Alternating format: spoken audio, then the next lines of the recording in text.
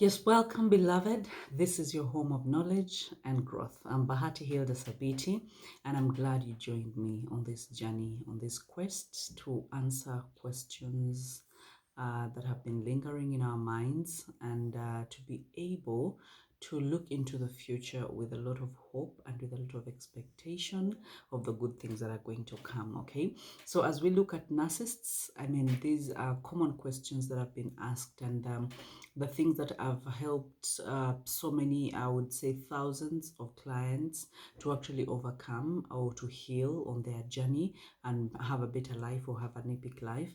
And so that is why I'm like, okay, you are doing the right thing and you are doing it for you, okay, to be happy. So today I want us to look at the hidden signs that you are actually either dating or married to a narcissist or someone that is in a narcissistic kind of abuse. Because sometimes what we lack is the knowledge, and we will talk about it as we go on. What we lack is the knowledge, but we have the feeling, the underlying feelings of something is just not right. There's something that is just not adding up, but we can't point a finger at it, or we just don't know what it is. So we remain in that constant seeking for validation and wanting to have a better life, and yet it eludes us. That's not good. So I want us to start with the patterns, because being a narcissist or being in a narcissistic kind of abuse is a pattern or experiences that a person goes through when they are highly conflicted. Okay, and I want us to really look at those, because these are the common things. They are hidden, and to some they are visible, but again we need to really distinguish them. So here I mean, you're dealing with someone who has a high conflict and very antagonistic. We've talked about that. We've talked about being egocentric. We've talked about being rigid. We've talked about having anger management issues, feeling entitled, having inflated ego, and feeling like they're the almighty and very important. And then everyone else is just a grasshopper, or everyone else is just an insect, or everyone else is just useless. Okay. And most of these people have tools that they use. The narcissists have tools that they use. Most of the times they're very dismissive, okay, very gaslighting, and then they can have a sense of entitlement. When someone has a high sense of entitlement, they tend to feel like they are worthy of everything, and then everyone else is worthy of nothing, okay, and they are just they minimize everything. They tend to make you feel like your needs are not valid, and your whatever you're fighting for is not valid, and then they invalidate you, okay, where you thought you were worthy, where you thought you had self-esteem, where you thought you had confidence, where you thought you were quite secure. There's a way they invalidate you into feeling like this young kid who just second guesses themselves, doubts themselves, and just doesn't know what they want to be in life. And the anger management issues, those ones are quite, I mean, rampant, because every time you try to show them that you know them, or you have caught them, or you are aware of who they are, then they flare into this rage that cannot be controlled. And sometimes we think it's normal. We think, oh, maybe they had a bad childhood, or they had a traumatic bad childhood, and we give a lot of excuses, and we will actually talk about that. And so many people tend to blame themselves, and they try to outperform. When you're trying to perform, and I usually call it auditioning in the normal relationships, not narcissistic relationships, but in narcissistic relationships, it's really to outperform, because then you're thinking, if I cut my hair, maybe he'll love me more. Maybe if I do my nails, maybe if I use a nice perfume, maybe when I buy nice clothes, maybe when I lose some weight, maybe when if I stop talking, responding to what he says, maybe if I stop pointing out his faults, maybe if I stop, nagging him. As in, you're trying to look for everything. We try to look to fix everything that is around. Maybe if I cook better meals, maybe if I get back home early, maybe if I stop talking to my friends, maybe if I going for parties. As in, you're trying to outperform, because you want this person to choose you over any other supply that they could be having, and which is actually not working to your advantage. And we will talk about that. Now, most of the survivors they tend to have similar symptoms.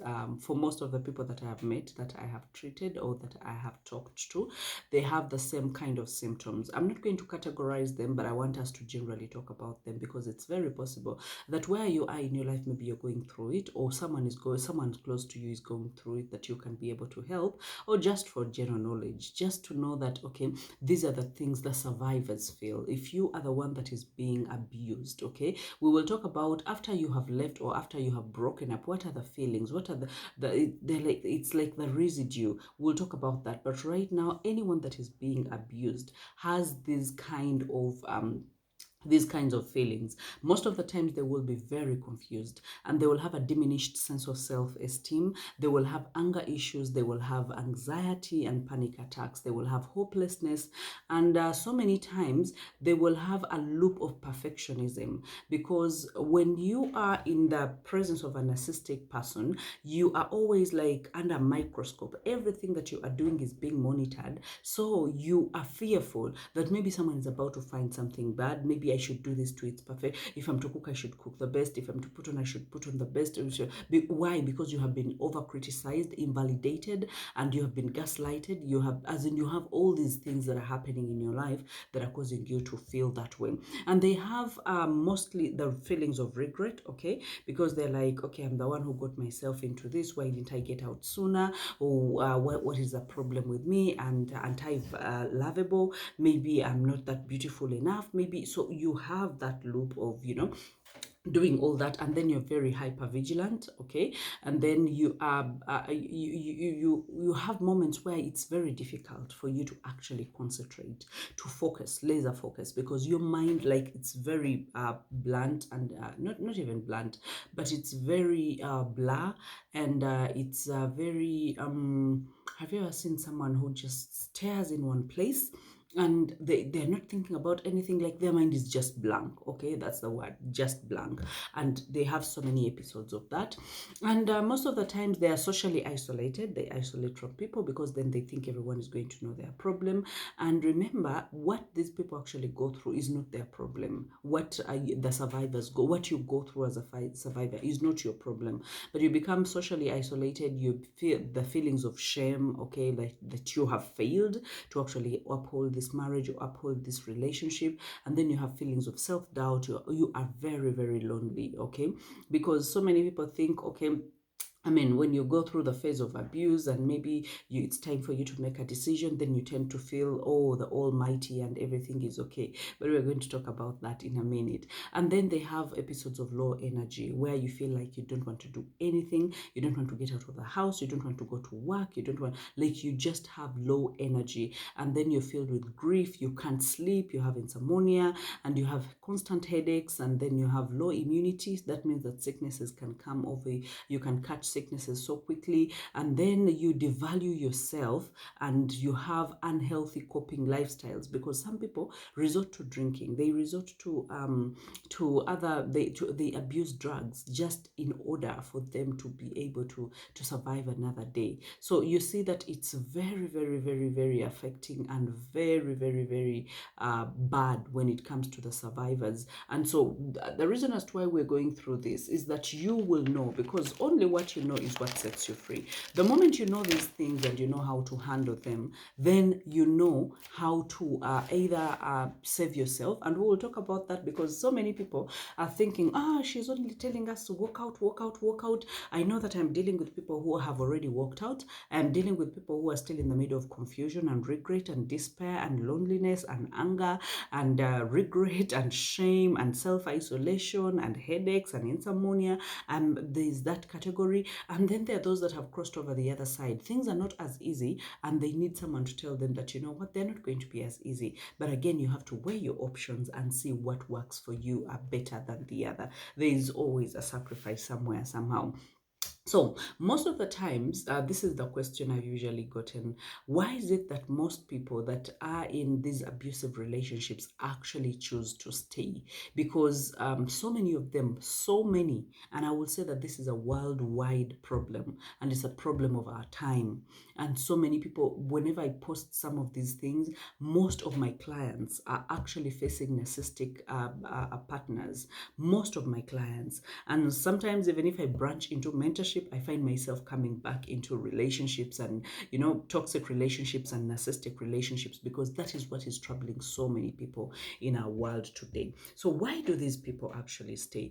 These people stay because they are in a state of dissonance. I call it dissonance, okay? When you keep opposing thoughts in one mind, like, maybe I should go, maybe I should stay. Like, you're keeping those things, you don't have a clarity, okay? You have two opposing thoughts in one mind. You keep thinking about them to no end, and then you never come out with a solution. That's exactly what these people usually face. And most of the times, we give excuses, and these excuses create a loop for us, because then we give excuses after excuses. And this reminds me of the story that I once had about the fox and the grapes. That there were grapes, they were really nice grapes, and the fox was really trying hard to jump up to get the grapes, and it failed to get the grapes. It jumped and jumped and jumped and jumped until it was tired, and then this is what the fox said. But the grapes, they were even sour. They were not, like justification. It was justifying the reason as to why it was not able to get them. They are sour anyway. They don't deserve it. Now, most of us actually give the same justifications, even for our partners or our people, because it's not only our partners that can tend to be narcissistic, even the people in our lives. And this is what we do. We know all the bad things that are happening. We feel all the bad feelings that we are that we are facing. But this is what we do on the other hand. We're like, but he's my partner, but he's my family, but he's my sibling, but he's my father, but he's my mother, but he's my uncle, but he's like, we give, justification for actually staying around. Like, I can't get out of this because he is my family. I can't get out of this because, he's the father of my children. I can't get out of this. So you see that you are giving justification for what is happening to you. And so many times it's very hard for such a person to actually walk away. And this is what happens that makes it even worse. I will say, I think it makes it worse, because in the long run, on the long term, you become trauma bond.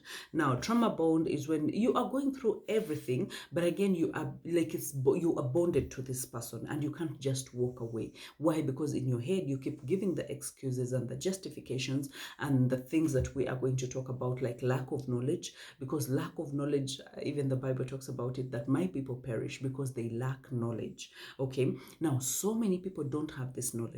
The reason as to why we are here talking about these things, it's not like so many people have talked about narcissistic relationships, but again, so many people are not knowledgeable about narcissistic relationships. So many people lack the knowledge, and that is how they actually end up staying in whichever situations that they are staying. And so many times when we talk about the justifications, it takes me back to even when you were a child, the justifications that you used to have. For so many of my clients that I have met, they will tell you that, you know what, I kept justifying it because even when I was a child, my father was an angry man and he used to kick the TV, he used to kick the cups. And so I would just say, it's because he's angry, it's because we annoyed him, it's because we did this. So even for the person that is trauma bond, they will always say, no, I'm the one who provoked him, I'm the one who did this, I didn't clean enough, I didn't cook better, I didn't lose weight, I'm the one who was nagging him. So we give the justifications as to why these things are actually happening.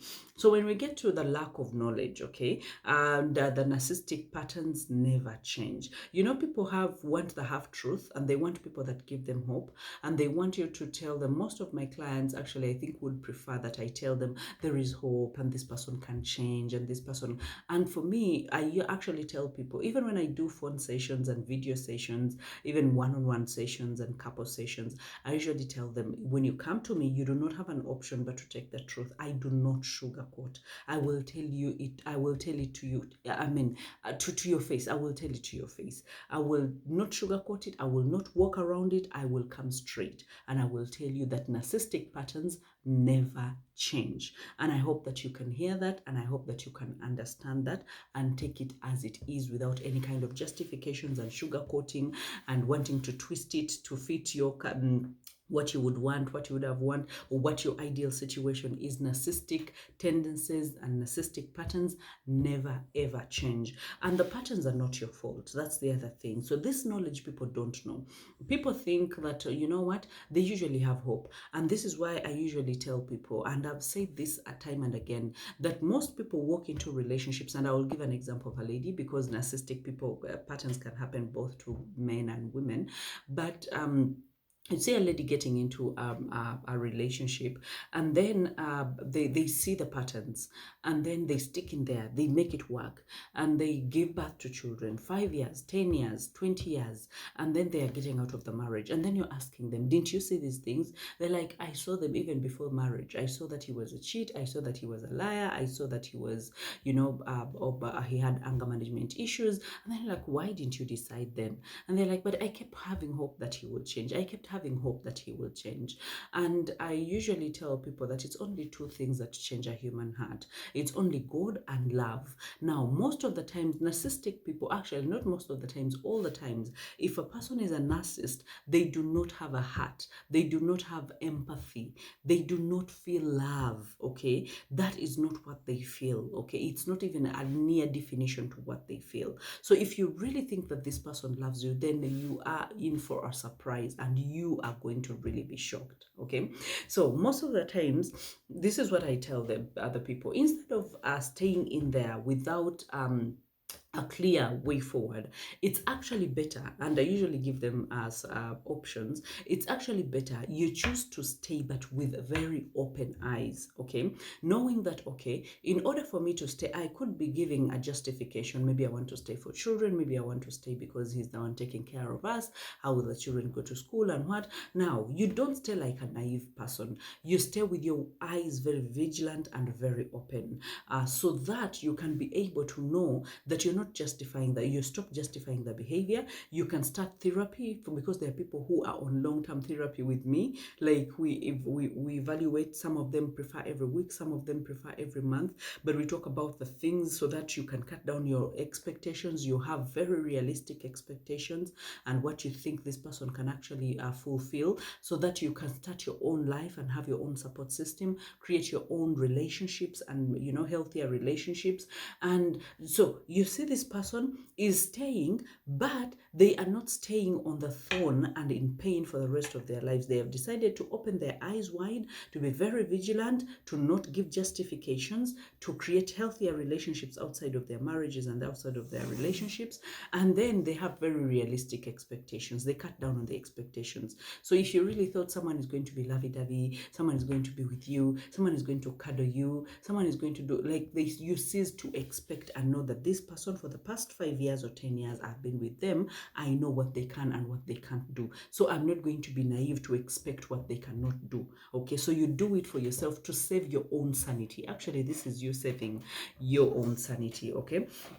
And most of the time, the people that stay are really in a state of dissonance, just like we said. And most of the times, these people actually become enablers. Have you heard of people who keep telling others that, Guma, you stick in there, it can work. But the people that are telling you, sometimes they have stayed their course and maybe they have actually quit or they have walked away. Or some of them have stayed in there. And then how dare you become happy after you leave a toxic relationship or an narcissistic relationship when they are still bound in a narcissistic relationship? Misery loves company. So most of them will tell you that, you know what, so where are you going? What kind of man are you going to get? You think all men are the same. So they will justify. Now, the moment you stay long in a narcissistic relationship, then you become an enabler, okay, even for other people. Whenever they tell you that they're going through this, you tell them, know what, stick in there. I also stuck in there. You know, it gets better with time. You lie to them, and yet it never gets better with time. So you really have to recognize and be very careful who you go to, who you talk to about your issue, so that you are really, really, really helped. Okay. And most of the times, the people that leave, I want us to talk about the people that leave, because eventually some people leave, most people leave, because they get to know that they can never change this person. But it doesn't mean that after you leave, then it's going to be all rosy and it's going to be a slope and everything is going to be good. Actually, most people that leave, actually, that is when we start the real recovery, because then you have to co-parent, because then you have, you know, shared custody of children, because then you are going through grief, you have regrets of your own, you have the blank minds, you have the insomnia, you have, you know, you're isolating. Like, the things that you are going through are really, really, really, really nasty, and you just need extra help. That is why I usually say therapy helps, and having a person that you can go to and talk and flash out your feelings monthly or fortnightly, then it actually helps you. So I'm not promising you a bed of roses. No, I am not telling you that, you know, if you get out of a narcissistic relationship or marriage, then it's going to be a bed of roses. No, these feelings are going to linger long after you have gone. And I'm not telling anyone to leave, but I am telling you that narcissistic traits never change. So make a decision for yourself, okay? And because what makes this whole process really hard is because these narcissists have patterns of luring you in. Okay, so it becomes hard for you to get out of their grip. And I just want us briefly to talk about what it is that they do that actually captivates us.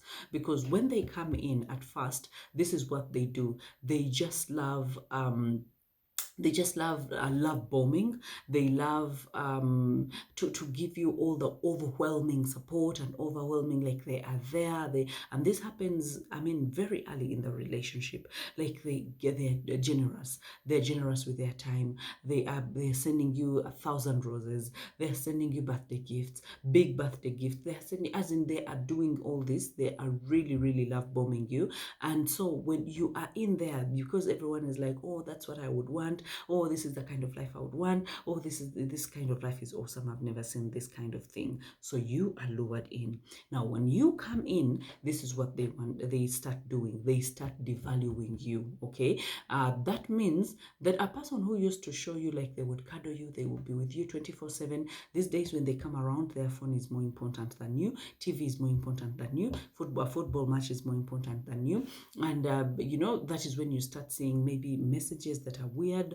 That is when you start seeing. So they are in a process of devaluing you. But remember, you're still attached to the love bombing phase, because you're thinking this person knows how to love because they loved me in the first. So you're still waiting for that phase to come back. But that phase never comes back. And I want you to know it, that phase never comes back. If they love bombed you and they overwhelmed you with all the support and the love, then now you are in a phase of being devalued and being shown that you are not worth it, and being shown that you are nothing, and being shown like there's so many more important things that you are. And that actually is very, very painful. Now, when we come from the devaluing stage, we go into the discarding.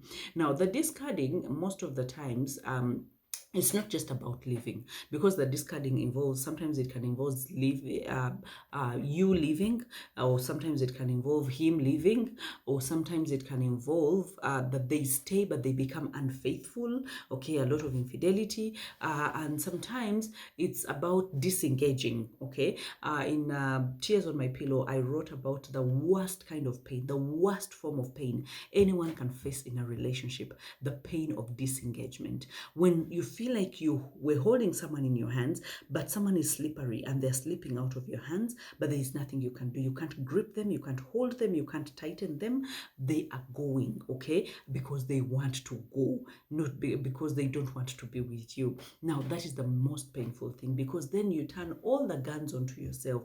You're like, maybe I'm not beautiful enough, maybe I'm not as exciting enough, maybe I'm not, you know, all these things, which is really, really painful to see. So discarding, that becomes, and then there's another stage that comes after that, which is usually the hoovering. Okay, when this person, when they have done all the discarding and they've disengaged. Now, most times when someone disengages and someone is wise enough, they also disengage. Because when people call me and tell me, what do I do? What do I tell them, disengage. You might not walk away from your home, but walk away from that center where you've been expecting them to come back.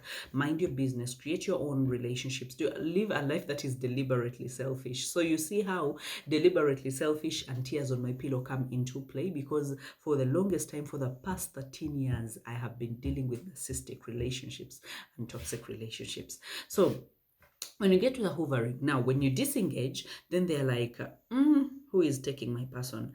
Who is taking her attention? Or who is taking his attention? Then they come back hovering. When they hover, they want to snatch you back, okay, into their arms, because it seems like you're walking away from their arms. This is when you tell someone that, you know what, I got someone, I'm moving on, or you just act like it. You take long hours at office, you have your own friends, you go hang out, and then you have your own businesses and stuff like that. You're not the miserable one, the one that is nagging, the one that is, the one that is shaking, the one that is needy, the one that is, clingy. Then they're like, oh, what is happening? So they come, they can even buy you gifts, they can even do all these things just to have you back. And sometimes they will even have meetings, they will even go and tell your clan, they will even go and tell your family, she's leaving me, she's doing this and this, but my life cannot be there without them. But remember that you caught them cheating, or the worst happened. Okay, so now you see the hoovering comes in, and then most of the times the cycle begins and begins and begins, because from hoovering to love bombing, and then to devaluing you, and then to discarding, and the cycle never stops. So people who are really in narcissistic relationships, they never, sometimes they say, I am tired. I am tired. And if you've never been in that place, you will never know what that means. But they say, I am really, really tired. Now, the longer you are exposed to a narcissist, it creates a lifelong dysphoria, or this feeling of emptiness, this feeling of fatigue, this feeling of it just creates that a long time, because you're fighting so many battles. Before you finish this one, you're already on another one. Before now, he's unfaithful, but again, he's speaking all these things. His ego is so high, but now you're walking on your tiptoes and on eggshells. You're not so sure about the relationship. So people develop that kind of fatigue, generalized fatigue, over a long time, until they get to a time and say, enough is enough. I'm going to die. I'm going to lose my mind. I'm going to go into a depression, and yet I am not ready for that. Okay, so make sure that you get to this knowledge sets you free, and that's exactly what helps on this journey. And I know that you can survive, and you can actually thrive. Not just survive, but thrive. You can thrive. I know of so many people, of my clients, that have gone through to get into other relationships. I've seen some of my clients get to stay and mind their business and thrive in business, and pursuing their own goals, and climbing the corporate ladder, and just not minding about this inflated ego that is by their side. Yes, it's painful sometimes, but again, they learn to live with it if they have the strength. Remember, we all don't have the same strength. No, we all don't have the same strength. So I want you to remember that. So a new life can be created, okay, and in a new way. And you most of the times when someone is trying something new, for most of the people, and if you are here and you've gone through this, you will witness with me that when you go out there, you start moving like you're not so sure, like a baby who is moving to see whether the ground will be shaken or they will fall. So you go to the movies and you're like, that was okay. You go to a staff party and then that was okay. And then you start seeing friends and then that was nice. And then you go out and eat out on your own, and one by one you get to feel like, I can live my normal life. Okay, it's okay. I don't have to be on tiptoes. I don't have to be living with an antagonistic person, an egocentric person. I can actually thrive on my own.